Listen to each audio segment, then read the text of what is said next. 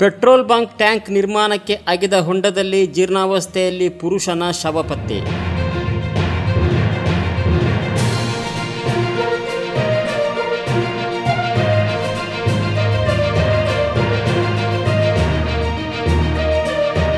ಕಾಸರಗೋಡಿನ ಪೆರಿಯ ನವೋದಯ ನಗರದಲ್ಲಿ ನಿರ್ಮಾಣದಲ್ಲಿರುವ petrol ಬಂಕ್ನ tank ನಿರ್ಮಿಸಲು ಅಗೆದ ಹೊಂಡದಲ್ಲಿ ಜೀರ್ಣಾವಸ್ಥೆಯಲ್ಲಿರುವ ಪುರುಷನ ಶವವೊಂದು ಪತ್ತೆಯಾಗಿದೆ. ಶವದ ಗುರುತು ಪತ್ತೆಯಾಗಿಲ್ಲ. ಗುರುವಾರ ಮಧ್ಯಾಹ್ನದ ಸುಮಾರಿಗೆ ಆಳವಿರುವ ಹೊಂಡದಲ್ಲಿ ಶವ ಮಣ್ಣಿನಲ್ಲಿ ಕೊಳೆತು ಜೀರ್ಣಾವಸ್ಥೆಯಲ್ಲಿ ಪತ್ತೆಯಾಗಿದೆ.